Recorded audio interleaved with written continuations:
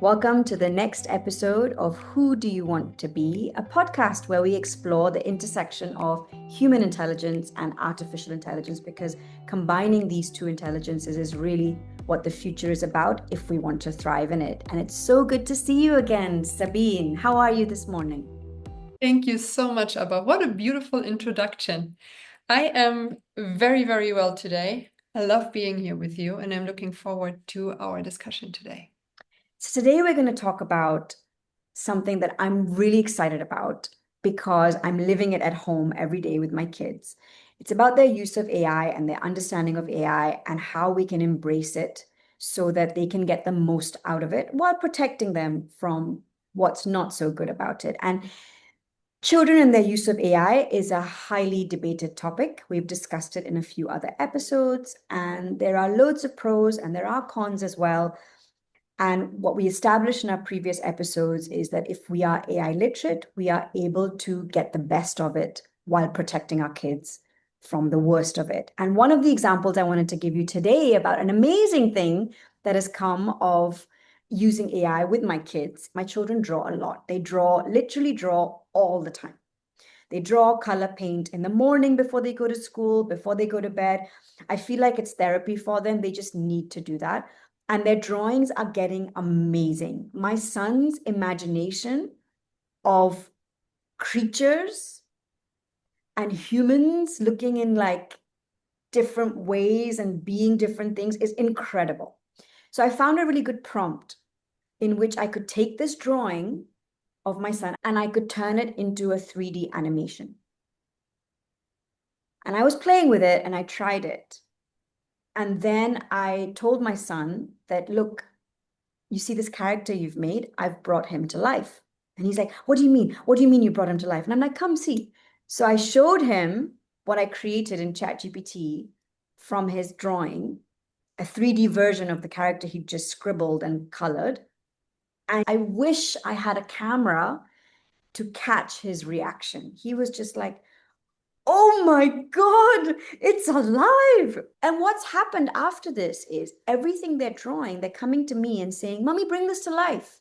Mommy, I want to see this be real. I want to see my characters speak. My daughter came and said, can you make a book from this character that I've drawn? So isn't that wonderful that your kid's imagination can be brought to life with AI in seconds? I'm truly amazed that we can do this. What's happened as a result of this is my kids just want to draw more, they want to create more. The imagination is just going to new levels. And this is just one of the things that is so amazing about AI if used correctly. It can really take our creativity and imagination to new levels. This is absolutely fantastic. I really want to try that too. My kids are not drawing that much, but every now and then they are. And I'm just thinking, well, maybe it might entice them a bit more to draw when they can see what can become of their art. This is almost mind-blowing, to be honest. I mean, when I think of AI, I would not associate it with the ability to bring my children's drawings to life. But I would like to share something that happened just a few weeks ago. So Mia was attending it's called Kidpreneur Camp, where children learn the basics of how business works, what are values, how do you write a vision and all of that. And then they were asked to think of a product that they could bring to market. And then they had to develop a little bit of a pitch to a small jury of two people. And they had to explain in that pitch why they chose that product and why people would buy it. And in this workshop, this Kidpreneur workshop, the children were also invited to use ChatGPT to get more information about, for example, waste in Dubai and what can be done to, use that waste to produce something new out of this. For example, what can you do to save the environment? And my daughter at first was a little bit stiff, of course, because she had never used it before. She didn't know how to. But once she got replies that she enjoyed and that she felt helped her, she was getting better and better and better at it. And ultimately, she also got so much confidence in that product that she had developed together with these two other girls in her group that they delivered an amazing pitch. I mean, my daughter is turning 9 years old next month. So you might say, oh, wow, that's very young to think about a product that you can bring to market and all of this. But the beauty of this was very similar to the experience that your children made, that she got in touch with ChatGPT. She started to understand how to use it. And this really helped her to get extremely excited over something that invited her to get deeper and deeper into it and to really stay motivated with something, which I think is an invaluable skill these days, because what we see left, right, and center is that people start losing focus. They get distracted super fast. There's always something else coming up that distracts them. But now these experiences of our children actually go the other way. Being able to use ChatGPT is enabling them to go deeper and deeper, to focus on something because they can see it develop and grow. Isn't that amazing? It really is. And also, it makes me feel like she felt suddenly empowered, that she didn't need too much help from an adult to actually move forward with this because she learned how to use a tool that she has in the right way. It's amazing what you can use AI for, how what it enables you to do if you use it correctly. Another example of a child doing something amazing with these tools is a friend of mine.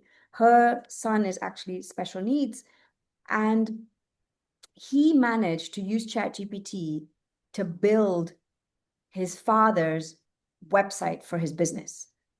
And he wrote the code in ChatGPT and then used a platform to create the website for his dad. And he did it all by himself. That is mind blowing to me.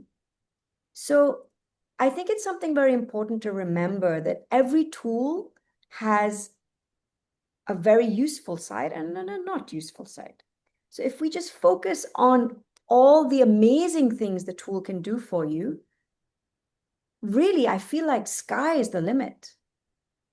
So there's so much value that our kids can get from these tools if used in the right way and correctly.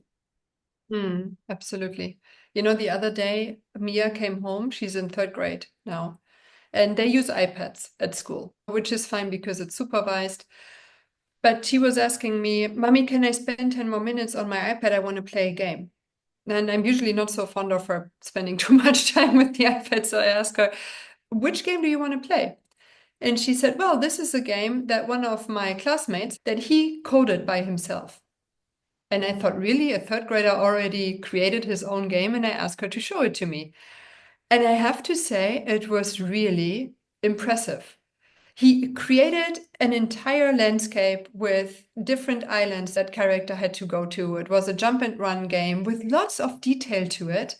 And it really looked professional. It didn't look like something that still had to get to a much better, let's say, quality, but it looked really, really nice. And then I asked Mia, oh, wow, amazing. Show me how you actually play that game. So she was showing me the movement was really smooth. There were different kinds of activities that character could do. And I was really impressed. And I asked Mia, oh, wow, would you like to do something like this? And she said, do you think I can learn that too? And we got her a coding game the other day with Osmo, which is it's a company that provides smaller games for children to get used to coding and other things on the iPad, on the laptop. And I told her, yes, you already started doing that. Now you just have to learn a bit more and then you can start coding your own game, which is another thing that, for example, I, as a child, would never have been able to do. I also didn't know anyone who could do that. And I'm just thinking, I am so grateful for my daughter to have these possibilities because it also allows her to tap into so many different areas and skills simply for her to understand, oh, this is something I would like to learn more about, or no, this is probably not for me. But right now, given all of these possibilities, children simply have the opportunity really to look into so many different areas in a very short amount of time. Back then, we had to sign up for a course. We took the course for like 3 months to get an understanding, basic understanding of whether we want to continue this or not. Our parents had to pay a lot of money for us to be able to do that. They had to sign a contract and everything else. Then you had the notice period and so on and so forth. So trying new skills, different hobbies was a lot more effort when we were growing up. Right now, for our kids, they more or less have everything at their fingertips. And I really, really love that for them. It's incredible. And also, like back in the day, if you wanted to do something properly, you had to study it for like 3 years, like be a web developer. I want to design websites. Oh, okay, be a web developer, study it for 4 years until you can be a really good web developer and then get a job as a web developer. Now I'm building my own websites. My friend's son built a website in 5 minutes with ChatGPT. I mean, it's absolutely incredible. There are no more limits to what we can do if there's something we want to do. So any barriers we have, whether it's for ourselves or for our kids, are totally gone because there's no barrier of time anymore because it's quick. There's no barrier of money because ChatGPT is free. And even if you would pay for it, it's so cheap. So again, there's really no excuse not to be able to expose our children to all the possibilities that are at their fingertips, of course, in a controlled and guided way. But I feel like we would be doing them a disservice if we are not exposing them to these things in the right way. And again, as long as we're communicating with them in the right way and keeping an eye on what they're doing and they're using the right tools, why not? Absolutely. I agree with you. And I love what you just said because it also gives us a possibility to enhance our relationship with our children. By showing them constantly that we are interested in what they are doing, usually the children's reactions are that they also want to show us because they will be proud of what they produced. So they are also inviting us into their world of thinking, which is amazing. We can then understand, okay, what occupies my child at the moment? How can I help them, for example? What are they interested in? How can I also allow them to get deeper into a specific interest? Maybe they need something else that we would have to sign up for, whatever it would be. But this is a great opportunity for us to really build a deeper relationship with our kids by showing them, I want to see what you're capable of. Show me what you're currently doing, what you are building. I am proud of you. Invite me into your world. So I hope that this conversation that we were having today is also giving you different angles to look at AI and the opportunities our kids have. It's one thing to look at them as a threat, as something that might be potentially dangerous, but it's a very different perspective to look at all of the opportunities for growth, for skill building, for allowing our kids to build confidence, seeing that they can develop their own skills so easily. So take a moment and consider what might be a great thing for your child to look into, and let us know how it goes. Thank you for being here with us today, and we're looking forward to hearing and seeing you next week.